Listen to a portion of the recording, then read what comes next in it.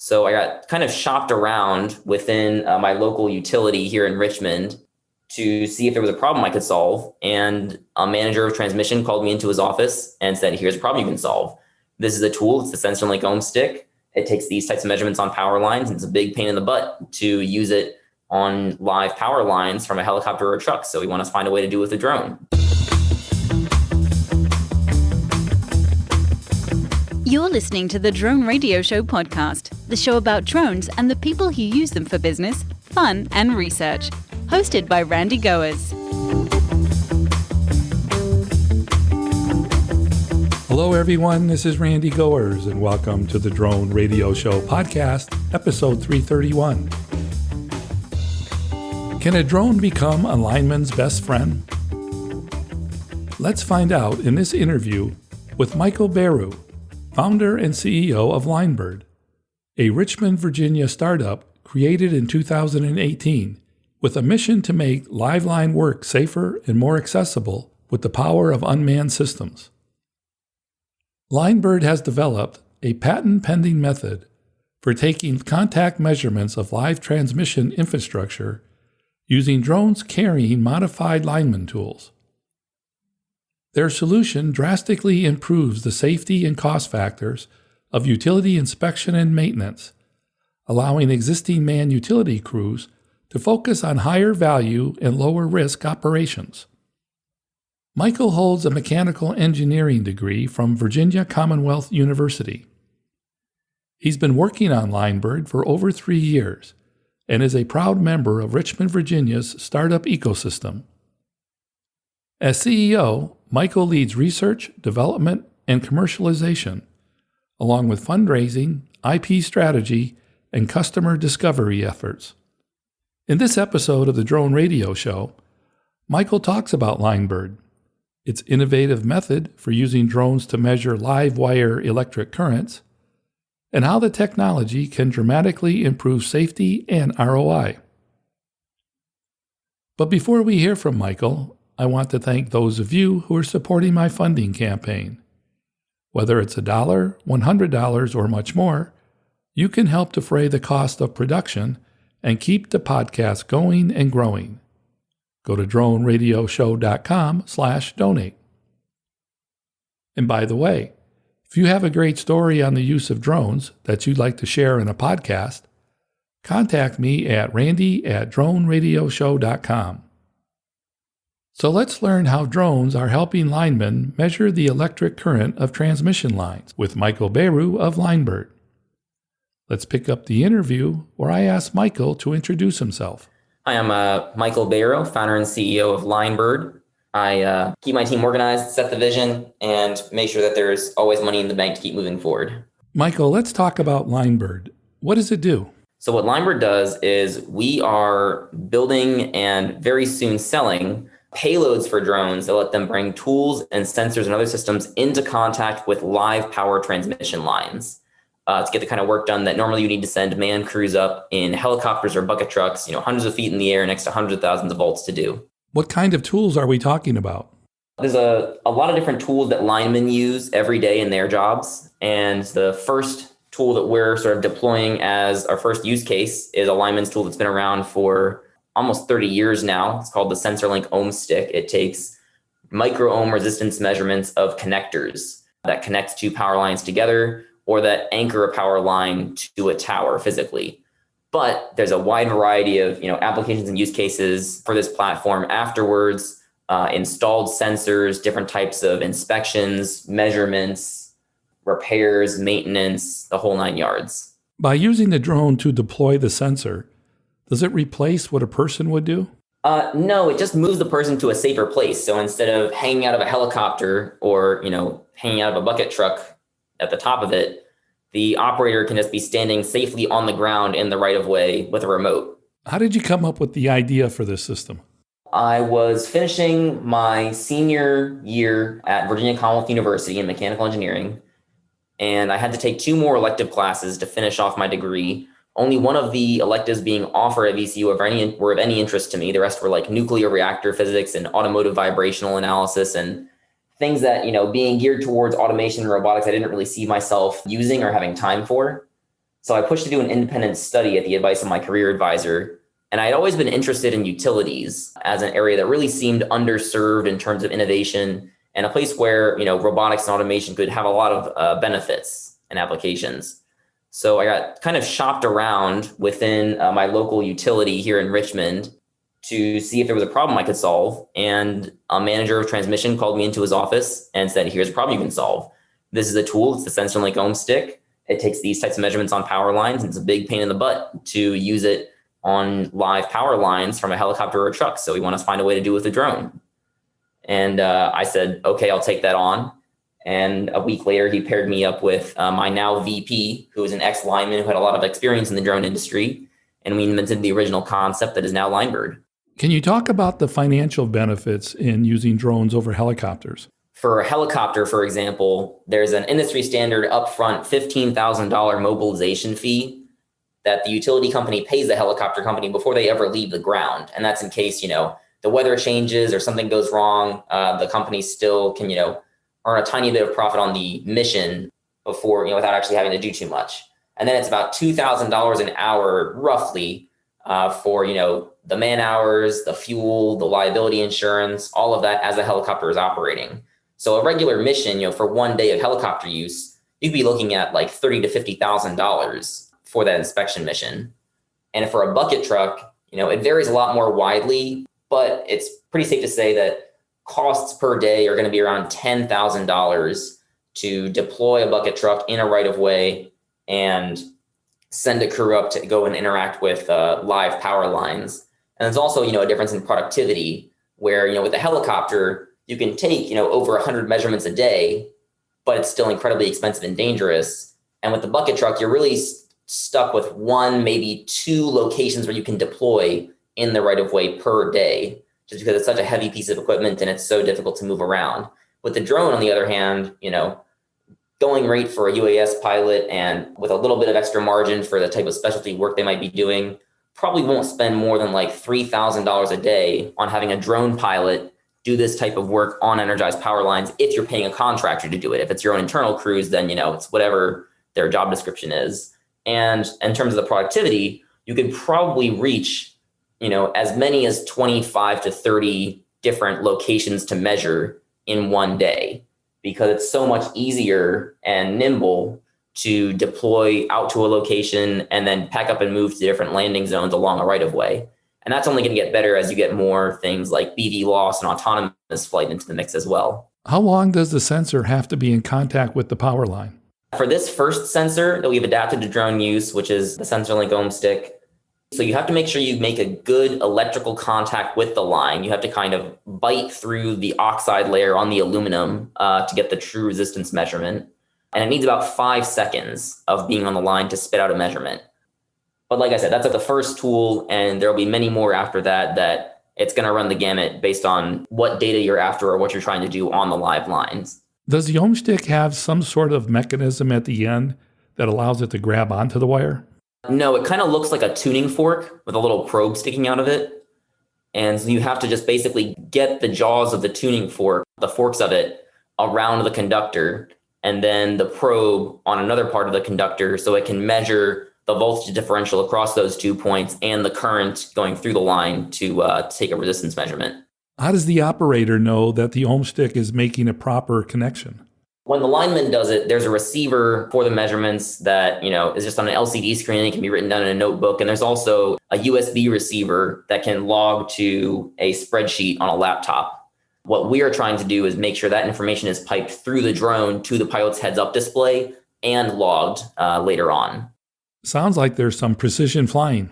Oh, yes, absolutely. You wouldn't take a racing drone out to do this type of work without some extreme tuning. You need to have pretty surgical precision and fineness of movement when you're operating around high voltage power lines, not just for the safety aspect of making sure that you don't bump into infrastructure where you don't want to, but also to make sure that you're getting the measurement in the right place on the conductor. Talk about the type of training that will be available.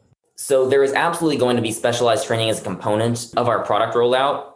And we're kind of coming at it from two angles because we're probably going to be training two different audiences: drone pilots that want to get into this type of work and add it to their toolkit, and then people who work on power lines who want to add this to their toolkit. So they're very different starting points, but they kind of have to meld together to have the same understanding of both how the drone works, what its limitations are, how to safely operate it, and how the grid works, how to be safe around critical infrastructure, and how not to damage those assets. So it's kind of a melding of both of those job description skill sets, along with, just the finer physical details that our pilots have learned how to operate this with. Is part of your business model to contract with electric utility companies and provide the service to them? No. So we are happy to provide demos and pilot projects to sort of get people to get a little more comfortable with the technology and see what the benefits really can be. But the long-term goal is to be selling the products to the utilities drone crews, to their drone contractors, along with the training, so that this can be a tool in their toolbox. It's sort of the teach a man to fish versus just give him a fishing pole or catch the fish yourself and give him a fish. What kind of drone is used?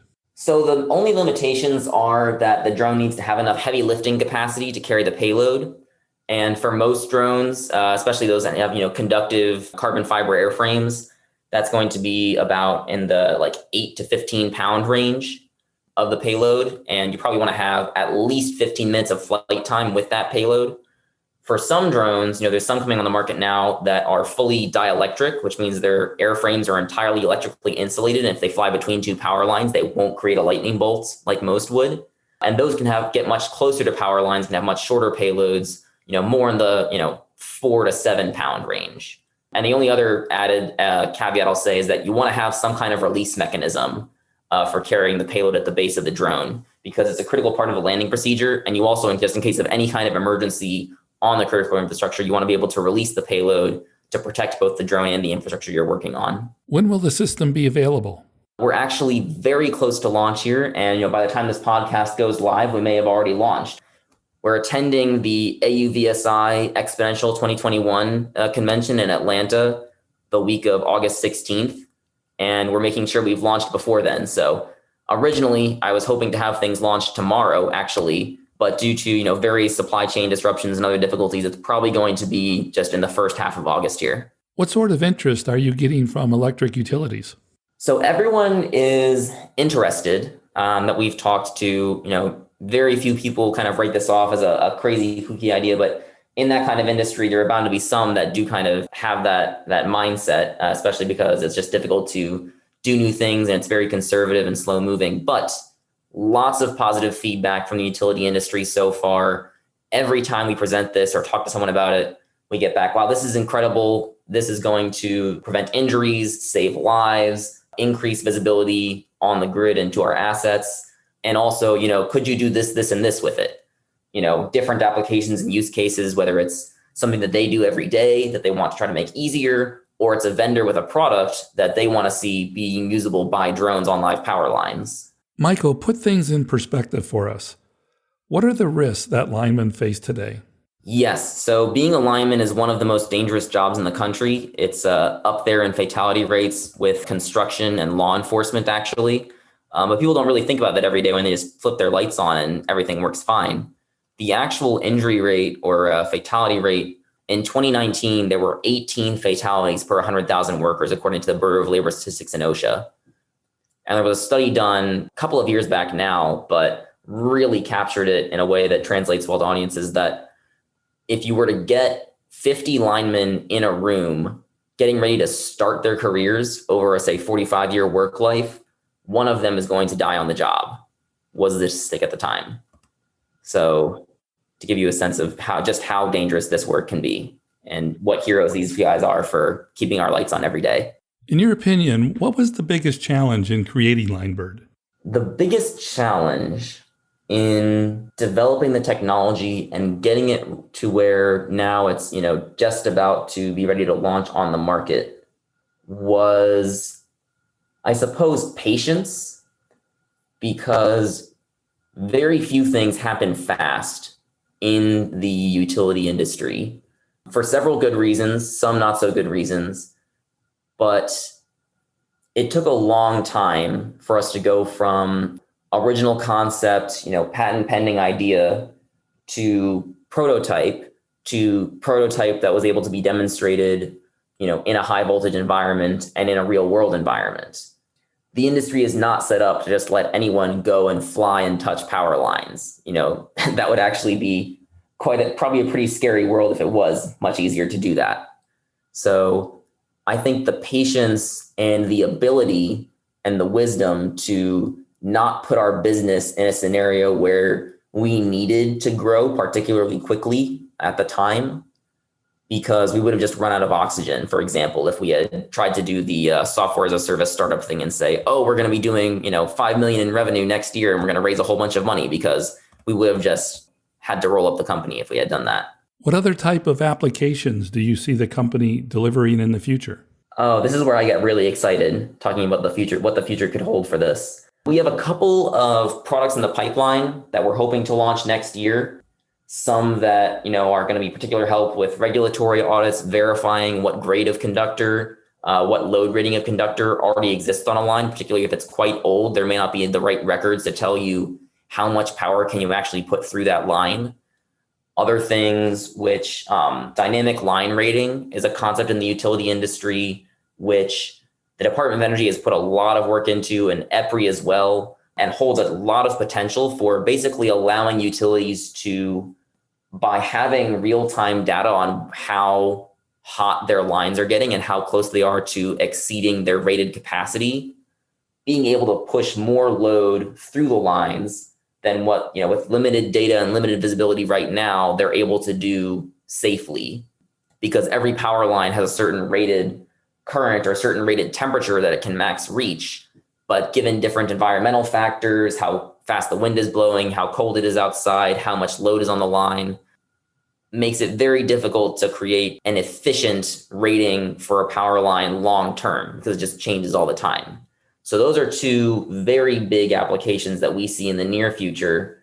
And we get more every day, from different people in the utility industry, different people, from the outside looking in, of ways that we could, now that you can use this technology to access live power lines safely and nimbly, what you can do from there, the sky is the limit. Is there a potential for some autonomy to be integrated into the workflow?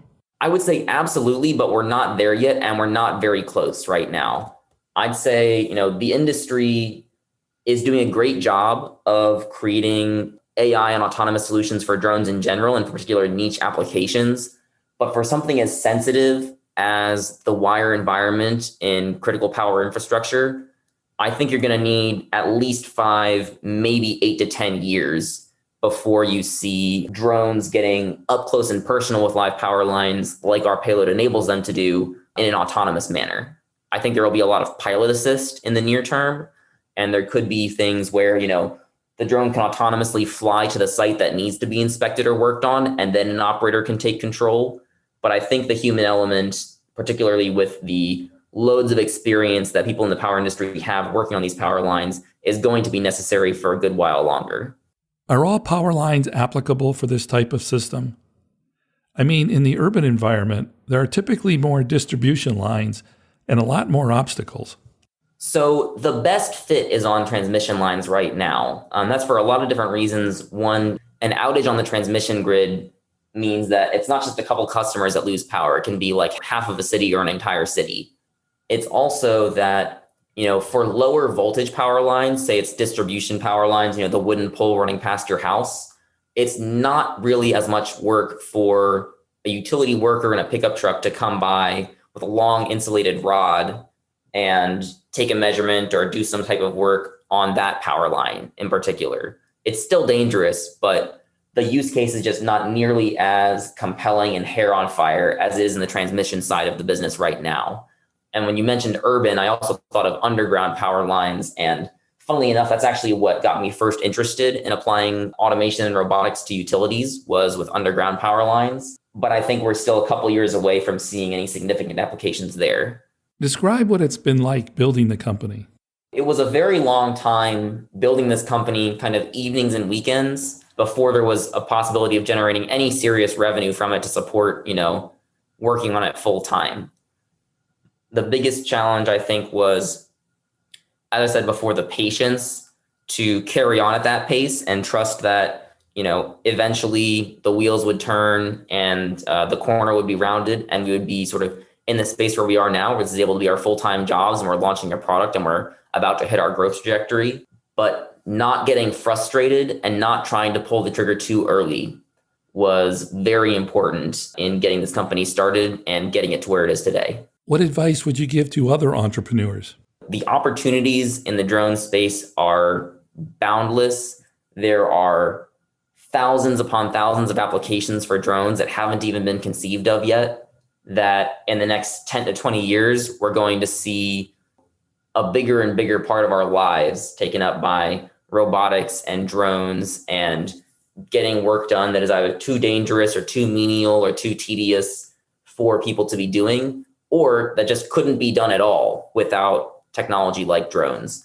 I think it's an absolutely excellent space to be in. I think that the complementary technologies that would help any drone business are being developed by thousands of smart people, maybe hundreds of thousands of smart people out there every day, whether it's advanced payloads, whether it's AI, whether it's heavy lifters, whether it's different power sources or sustainability. I think that the technology is being kind of pushed to greater and greater bounds from all ends. And I would absolutely encourage any entrepreneur or people who are looking to become an entrepreneur in the drone industry to stick with it and see it through to becoming an actual business, because I'm positive it can be one day.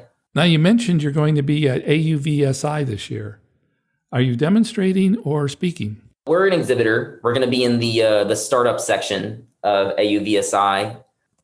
Actually, you know what? I think I just got it here. It is booth number 2550 at AUVSI Exponential 2021 in Atlanta, Georgia. And that's going to be the week of August 16th. I believe it's August 16th through the 18th or 19th. If you're in the drone industry and you're coming to that event, I would love to see you there. And we'll be at a couple of the trade shows later this year as well. What's the next several months look like for Linebird? So after the product launch, we'll be exhibiting at several different trade shows. There's AUVSI Exponential 2021, 16th through 19th. And then in September, there is the Utility Expo, which used to be called IQ, but it's kind of the event of the year for new products hitting the utility market and people getting their hands on it, especially, field crews and people that work boots on the ground in that industry. That's going to be September 28th through the 30th in Louisville. And then in October, there is another great event going to be going on with the Energy Drone and Robotics Coalition, which I'm not sure if you ever actually had the pleasure of meeting Sean Gare, who runs that organization. But he does a great job, and I'm really looking forward to that event as well. It's going to be in Houston, I believe. And that's kind of the confluence of energy industry and drone industry at the same place, and it's going to be a lot of fun. The last one is in January. We're going to an event called Distributech, which is big in the utility industry, especially for, the engineers who like to see the data, see the use cases of deployed technologies. So really excited for that one as well. Based on your experience and your research, how are drones being used today in the utility industry? So there's new applications being developed every day, but the bulk of it is all going to be, RGB camera visual inspection, infrared thermal inspection. Some of the more advanced outfits can do a lot of UV, corona camera detection, LiDAR, mapping of foliage, tree cover, things of that nature. There's a couple interesting payload applications, for example, line pulling. So having a drone pull a small string across a span between two towers that you can then pull a heavy conductor across rather than having that work done by a helicopter or a manned crew in a bucket truck is a very interesting application. And a lot of those are coming out of some of the more innovative utilities that are pushing drones into their everyday operations. I think one I could highlight is Southern Company. And their network of, Georgia Power, Alabama Power, all of those organizations have done a great job integrating drones into their business. Several other companies are going more the contractor route, having third parties deploy drones in their industry. I know Precision Hawk is a big outfit that's doing a lot of work with utilities in my backyard and elsewhere across the country. Yeah, the bulk of the applications are non-contact, and some of them are more interesting on the payload side of things. and I expect new ones to be coming out every day. As far as the types of drones go, there is an interesting dynamic going on right now in the critical infrastructure community, as well as, the Department of Defense community, and I'm sure you're aware other places, between US made and foreign made drones and hardware, and what can be trusted from a cybersecurity standpoint. I won't get into, the politics of it or really, picking a side, but I think that there are very good arguments on both sides for either maintaining investments in existing hardware and making that as safe as possible, but also growing the local industry for drone companies. I think, one gentleman you talked to a few months ago was Tom Nickel at Mobile Recon Systems, is a great example of a homegrown drone company that, especially because of the pivot towards greater cybersecurity standards in drones, is probably going to be able to do great things here in the US. What do drone companies need to know about the utility industry to be able to serve it adequately? I think that a key part of it is doing your homework and knowing your audience. I think there is a tendency, especially because, of all the hard work that pilots put into getting their Part 107, maintaining a drone business, doing all types of job and specialized work, that they can come into the utility industry. And when you meet guys who risk their lives every day to keep our infrastructure running, seeming very, confident, self-assured of yourself when you're flying around what they might see as just a toy, if they haven't really interacted with drones very much, can be a little off-putting to them. So I think being down to earth and relatable, at least to the people who work in the field, the boots on the ground of the industry, is very important, but also representing, the seriousness of what you do and the benefits of drones for the utility industry to the key decision makers is critically important. That, you don't undersell it, but you don't overpromise and then underdeliver either, because you really only get one or two shots with any given company to show how much you can do with them. Do you find that decision makers in the utility industry are aware enough of what drones can do to make an informed decision? Absolutely. I think that 5 or 10 years ago, the industry was just starting to warm up to the idea of using drones for their day-to-day operations. But now, you see across the board, from the biggest investor-owned utility to the smallest rural co-op or municipal power utility, everyone has an understanding of the benefits these technologies can provide, at least from a visual camera thermal inspection standpoint, to make their operations run more smoothly, more efficiently, more safely.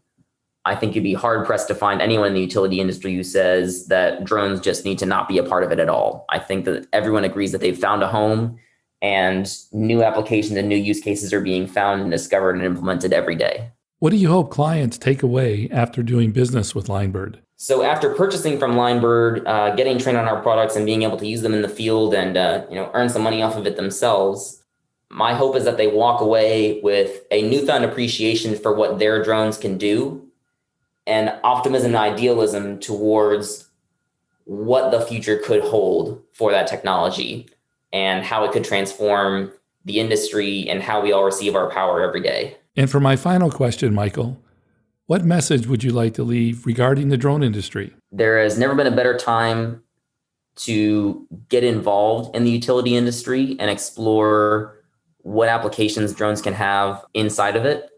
And, once we've launched our product, of course, that'll greatly expand what drones can do and what new use cases can be explored.